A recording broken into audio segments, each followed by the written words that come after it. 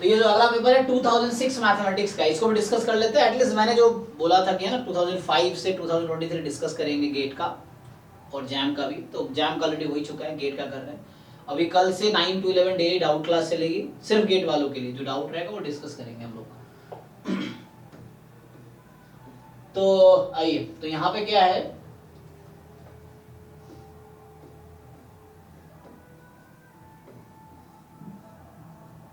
देखिए हमारे काम का क्या है। तो ये आप निकाल सकते हैं। पहला क्वेश्चन ही कह रहा है कि the dimension of the sub space. तो इसमें कितने फ्री वेरिएबल 5 है, लेकिन यहाँ से एक इक्वेशन दिया है तो एक वेरिएबल को कम कर सकते हैं हम, है ना। यहाँ से मैं अगर x2 निकाल लूं तो x2 की वैल्यू हटा के इनके टर्म्स में लिख सकता हूँ। तो नंबर ऑफ फ्री वेरिएबल कितने आएंगे? 3 होगा। 3 क्यों होगा? इसलिए होगा कि x1 x2 की जगह पे x1 x3 हो रहा है और x1 हो रहा है। नहीं नहीं, अभी कितने यहाँ पे वेरिएबल है? 5 है ना। यहाँ से एक ही तो कम, एक इक्वेशन से एक ही कम हो सकता है ना। एक को कम कर लोगे तो 4 वेरिएबल बचेंगे, 4 अननोन बचेंगे, तो 4 डायमेंशन है। Number of free variable is a dimension. ये अभी सिलेबस में नहीं है तो इसको छोड़ सकते हैं। और यहाँ आप देख सकते हो मेजरेबल है नहीं सिलेबस में।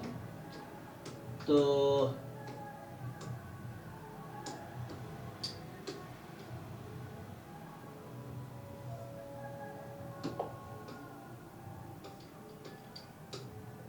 देखिए हमारे काम का क्या है।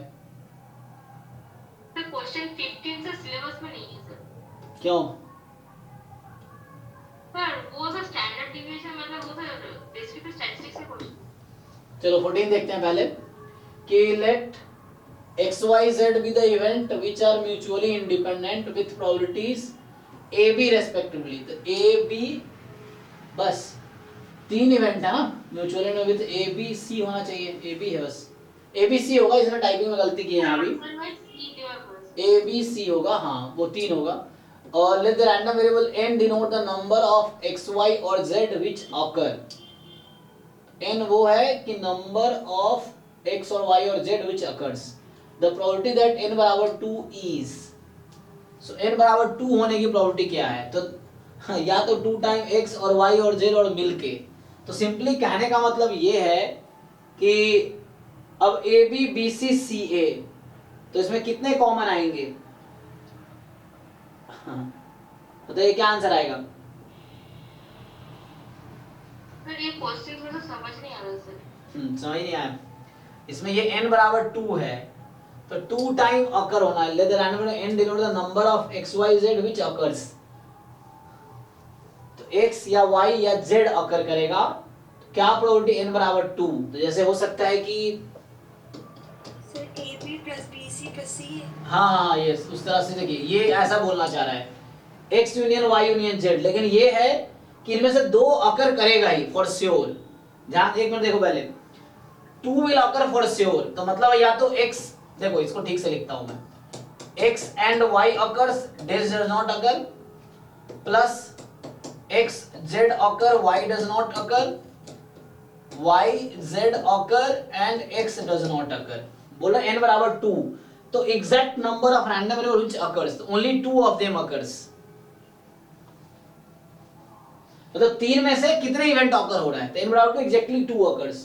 तो xy occur, does not, z does not occur. तो इसको ओपन करोगे तो क्या बनेगा? ये probability of x intersection y minus x intersection y intersection z, और ये इंडिपेंडेंट है तो AB minus ABC, BC minus ABC, AC minus ABC। क्या आंसर आया? फिर AB plus BC plus CA minus 3ABC। हाँ ये आंसर होगा, क्योंकि बोल रहा है कि n बराबर 2 मतलब exactly 2 of 3 occurs. Same question 2023 jam में आया है, सेम क्वेश्चन ना, बस वहां लैंग्वेज अलग है। यही क्वेश्चन वहां भी पूछा गया है कि what is the probability that exactly 2 of them occurs. तो यही यहां पे किया था। अब ये, हाँ ये डिस्क्रिप्टिव का है, इसको छोड़ दो ना, दिस इज डिस्क्रिप्टिव स्टैटिस्टिक्स का है। ये डिस्क्रिप्टिव का, अभी डिस्क्रिप्टिव नहीं है। तो यहाँ देखो ये क्या होगा, इसका आंसर बताओ। सर इसका सर बाइनोमियल होगा। सो xy भी independent, Poisson random variable parameter 1 2, this इसको ठीक से लिख लो। तो इसको ठीक से लिखोगे तो x बराबर 1 गिवन x प्लस y बराबर 4। तो दिस विल हैव डिस्ट्रीब्यूशन, सो ये होगा बाइनोमियल 4 कॉमा 1/4। सोच के नहीं बोलते हो, इसलिए मैं कई बार मुझे खराब लगता है, तुम पता नहीं कैसे कैसे दिमाग लगा लेते हो, सोच के बोलो। सब क्या है लैम्डा 1 है ना, अभी लिखा था ना मैंने lambda 1 upon lambda 1 plus lambda 2, तो वही ना, तो उसे आप एग्जाम में गलती कर जाओगे इस चक्कर में, जल्दीबाजी के चक्कर में। जल्दीबाजी क्यों है, सोच के बोलो। तो बाइनोमियल 4 कॉमा 1/3, अब x बराबर 1 पे प्रॉपर्टी निकाल, आसान है ना, तो x बराबर 1 पे निकालना है इसमें, तो 4 चूज 1, 1/3 की पावर 1, 2/3 की पावर 3, सिंप्लीफाई करके कैलकुलेटर से देख लो क्या आता है ना, इजी है जस्ट।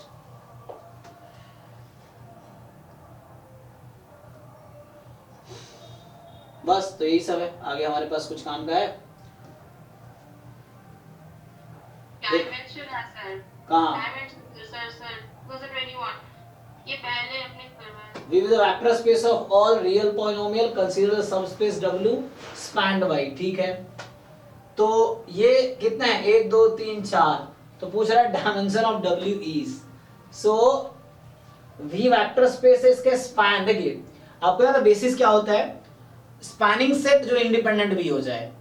तो यहाँ पे 1 2 3 4 हमारे पास 4 एलिमेंट है जो मिलके स्पैन कर रही है वेक्टर स्पेस को, तो हमें बस ये चेक करना इनमें से कितने लीनियरली इंडिपेंडेंट है। तो चूंकि आप ध्यान से देखेंगे तो ये डिग्री 2 की पॉलिनोमियल है, और डिग्री 2 पॉलिनोमियल का आपको पता है स्टैंडर्ड बेसिस क्या होता है, बताइए कोई। x स्क्वायर x और 1 होता है। हाँ, सो डिग्री 2 पॉलिनोमियल का स्टैंडर्ड बेसिस x2 x1 है, कितने एलिमेंट है इसमें, 3 एलिमेंट, 3 है, तो यहाँ भी 3 ही होंगे, इनमें से एक होगा जो डिपेंड कर रहा होगा, ठीक है ना। सो ओनली 1, क्योंकि ये क्या हो रहा है, जब ये 1-to-1 करेस्पॉन्डेंस होता है, अगर इसके बेसिस में 3 एलिमेंट है तो इसका लीनियर कॉम्बिनेशन लेके कोई भी हम अगर बेसिस बनाएंगे उसमें 3 ही एलिमेंट होगा, 4 या 2 नहीं हो सकता। बेसिस में हमेशा यूनिक नंबर ऑफ एलिमेंट होता है, बेसिस के एलिमेंट्स यूनिक नहीं हो सकते हैं, बट डायमेंशन हमेशा यूनिक होता है किसी वेक्टर स्पेस का, तो 3 ही होगा। तो इनमें से 3 ऐसे होंगे जो नियरली इंडिपेंडेंट होंगे। अल्लाह ओके, अल्लाह ये सबस्पेस की बात कर रहा, मैं वेक्टर स्पेस की बात कर रहा था। तो हमें ये देखना है मेनली क्वेश्चन अभी मैं लगा दिया हूं, लेकिन आपको मेनली ये भी चेक करना होगा कि हमें ये देखना है कौन कौन सा डिपेंड इंडिपेंडेंट। हाँ, तो पहला और चौथा तो ऐसे ही डिपेंड कर गया, तो ये आउट हो गया है ना, हमें इंडिपेंडेंट ढूंढ रहा है, तो 3 है। अब देखो इन दोनों की हेल्प से ये बनाया जा सकता है ऐसा कुछ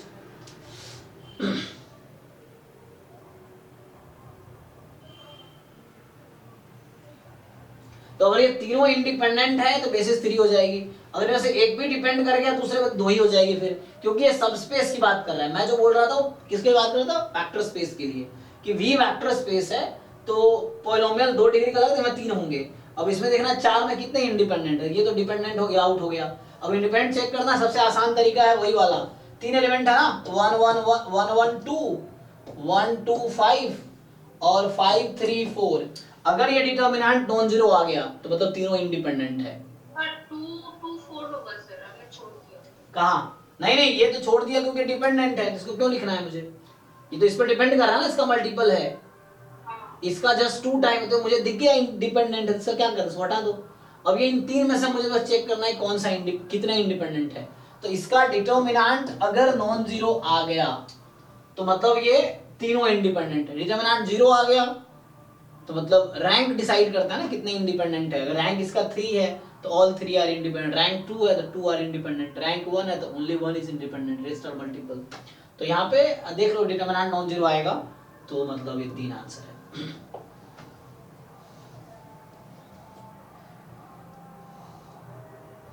ये सब आओ छोड़ दो इस तरह क्वेश्चंस है ना। अब ये देख सकते हो 23, ये बोल रहा है आपसे कि m डायगोनलाइजेबल कब होगा। सिंपली आपको ये आइगन वैल्यू 1 to 1 है ना, तो बस a minus i time v बराबर 0। इसके पास देखो 2 लीनियरली इंडिपेंडेंट आइगन वेक्टर कब आएगा, क्योंकि इसकी आइगन वैल्यू 1 है, 1 की मल्टीप्लिसिटी 2 है, तो यहाँ आइगन वेक्टर जो 1 के करस्पॉन्डिंग आएगी उसकी मल्टीप्लिसिटी 2 होनी चाहिए, तब जाके हम बोलेंगे कि मतलब उससे आ जाएगा कंडीशन। ये मैंने सॉल्व भी किया था क्लास में, तब कर रहे थे।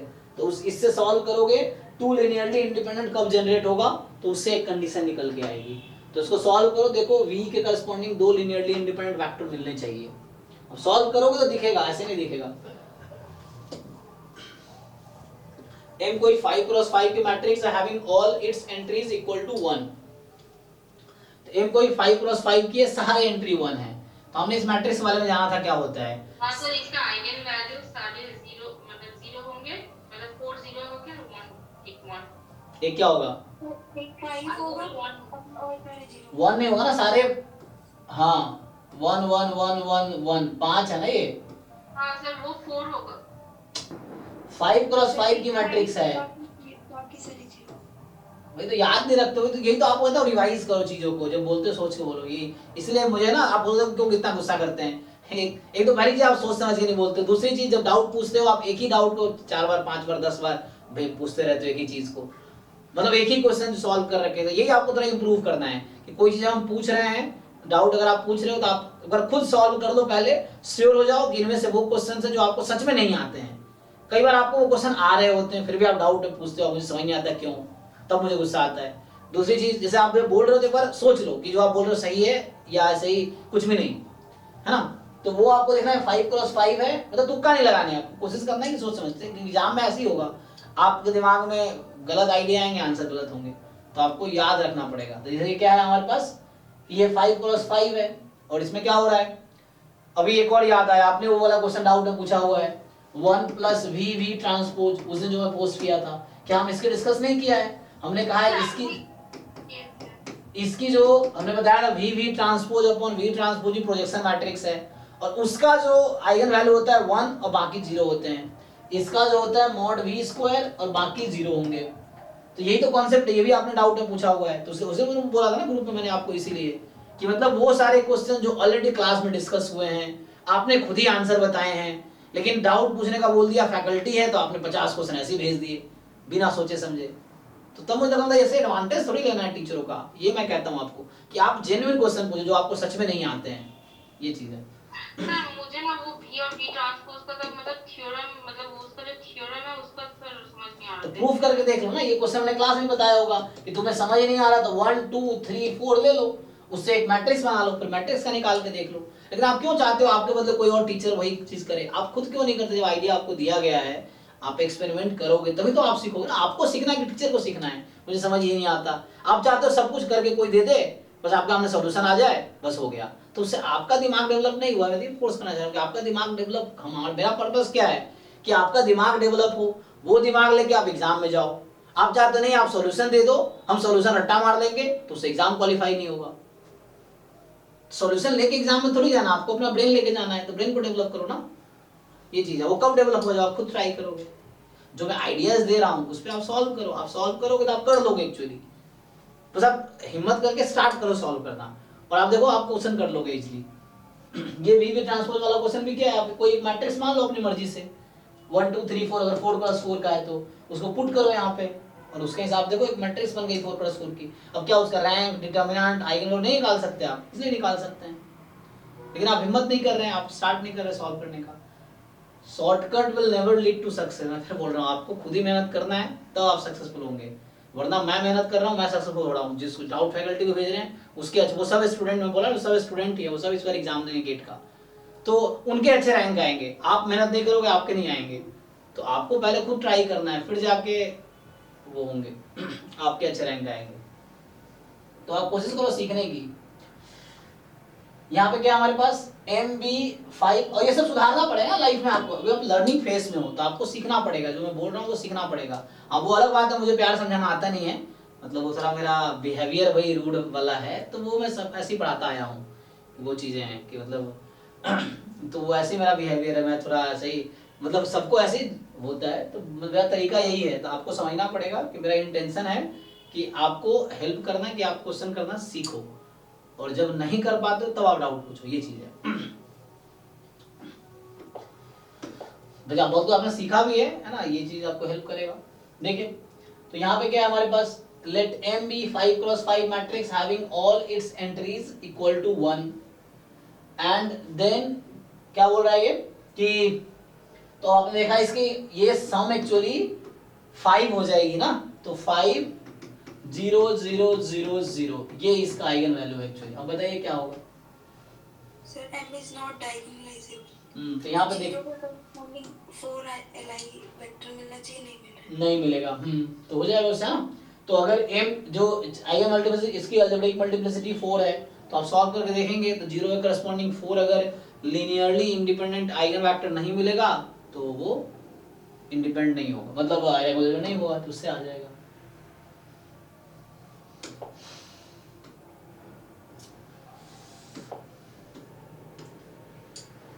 V1 V2 V3 V16 ordered basis है इसका। ये क्या बोलना चाह रहा है, सिंगुलर नहीं होगा ये सर, वो सब 30 में चले जाएगा। हाँ इसको छोड़ दो। तो यहाँ से हाँ ये सब हमारे आउट ऑफ सिलेबस, सीधा आते हैं यहाँ पे 30 सर, 30 सीधा 30 30 30 सर, 30 आप छोड़ के आ गए। 30 ओके ओके एक मिनट।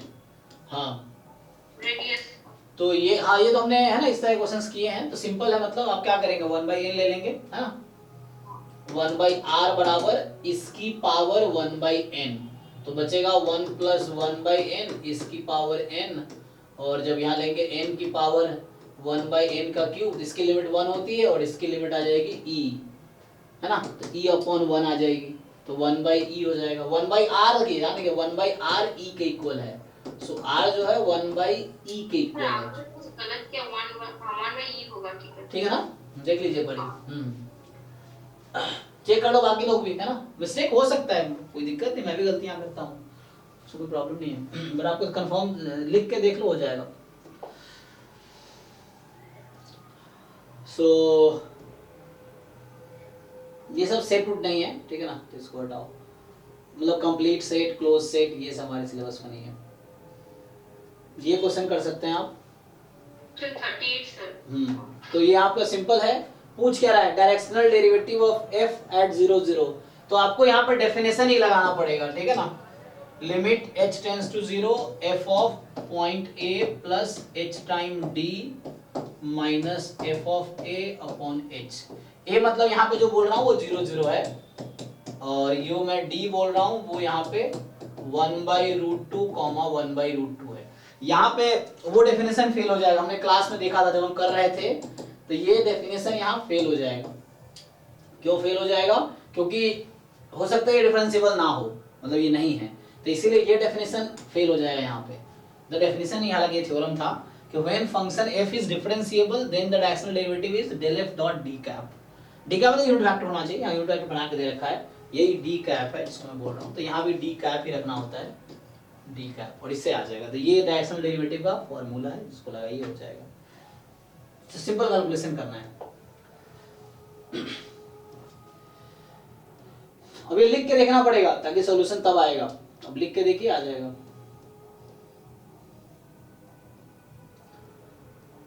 हाँ जी देखिए नेक्स्ट क्वेश्चन बताइए, तो अब सीधा प्रोबेबिलिटी का आएगा, ये सब पार्शियल डेरिवेटिव और ये सब है। सर क्वेश्चन छूट गया सर। 69 एक तो है ना, और सर ऊपर सर इधर भी है, नहीं ठीक है ना 69 से, मैं डिग्री फील हो सकती। हाँ ठीक है 69 से स्टार्ट करते हैं, तो ये 69 देखिए समझ आएगा। 66 है सर, उससे पहले 66 ओके, हाँ ये होगा, ठीक है 65 भी है, ओके है ना, ये नहीं हमारे टोपोलॉजी का। चलिए तो यहाँ पे 65 66 है ना, तो यहाँ से स्टार्ट करते हैं, पहले ये देख लेते हैं। T denote the number of times we have to roll a fair die before each face appearing in the first 6 roll।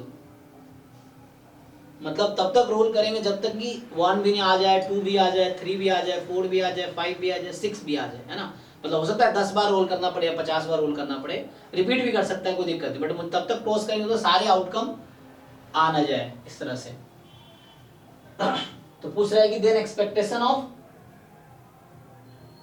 t given n बराबर 3, ये n क्या है, नहीं ये गड़बड़ है, n बराबर की जरूरत नहीं है, 1 + 1/2 + 1/3 + 1/4 + 1/5 + 1/6, आई थिंक इस तरह से फॉर्मूला बनता है। तो 6 5 11 4 15 13 18 19 21 इसका बनेगा, लेकिन यहाँ पे एक्चुअली ये 6 + 5 + 4 वो तो प्रोबेबिलिटी था, एक्सपेक्टेशन होगा 6 + 5 + 4 + 3 + 2 + 1, ये कितना होता है 11 4 15 13 18 19 21, इस तरह से आंसर आता। ये बताएं n इसमें मिसिंग है क्या है, क्वेश्चन इनकम्प्लीट सा है लिखा जो इसने है, क्योंकि यहाँ n क्या है, ये n इनकम्प्लीट है कि n पता ही नहीं क्या है, तो इस चक्कर में है ना, मतलब ये ठीक है, लेकिन n पता नहीं n क्या है, ये तो समझ आता है, t समझ आता है, times we have to roll a die before each appearing in the first 6। ओ एक मिनट थोड़ा सा ठीक करता हूँ। ये कह रहा है कि roll a fair die before each face appearing in the first 6 role.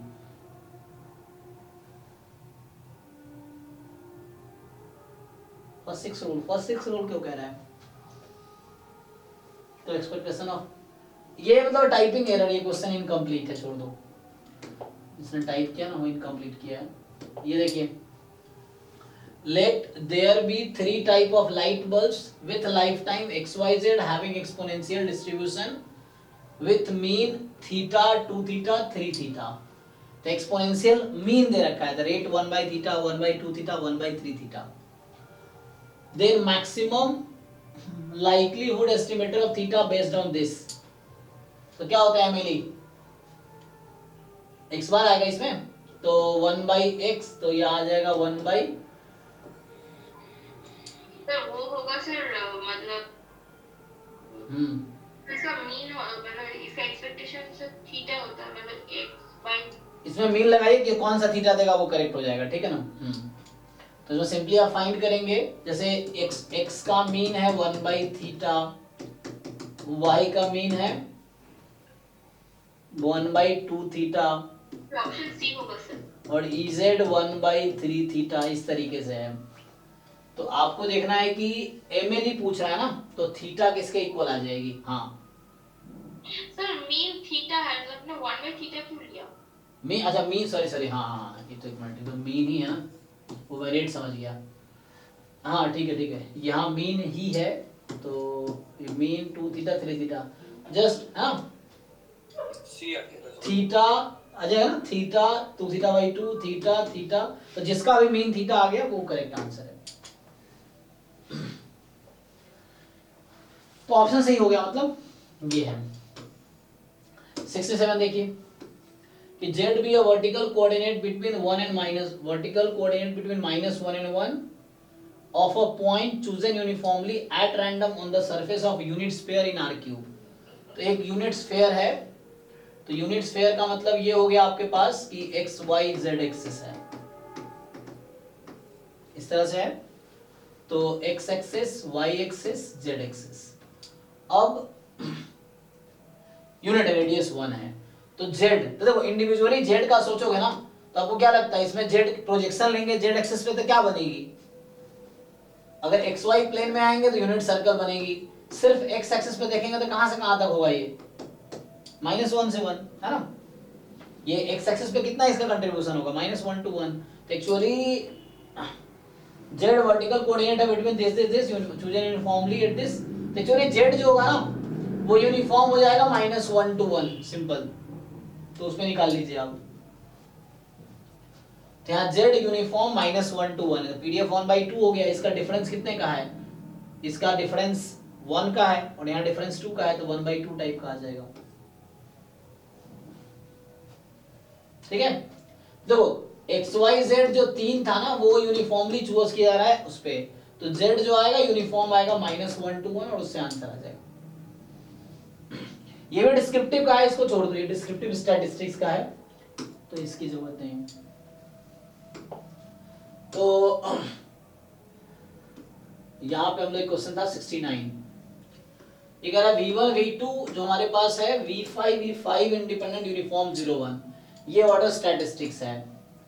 तो then the joint density of V2, ये डायरेक्ट फार्मूला है ना, डायरेक्ट आप जो एक फार्मूला होता है उससे आ जाएगा, सी होगा, हाँ, फिर rth ऑर्डर स्टैटिस्टिक्स और sth ऑर्डर स्टैटिस्टिक्स का डायरेक्ट जॉइंट PDF का फार्मूला आपको बुक में मिल जाएगा, कहीं भी मिल जाएगा, ऑनलाइन गूगल कर लेंगे तो भी मिल जाएगा, देख लीजिए क्या आता है उससे, उसको पुट कर लीजिए। है ना, वेरीफाई करके देख लेना एक बार। तो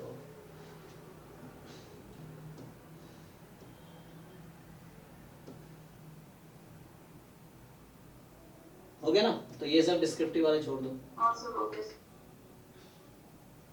नीचे आइए सर, मुझे लगता है और कुछ है सर, वो सिमिलर मैट्रिक्स देखिए।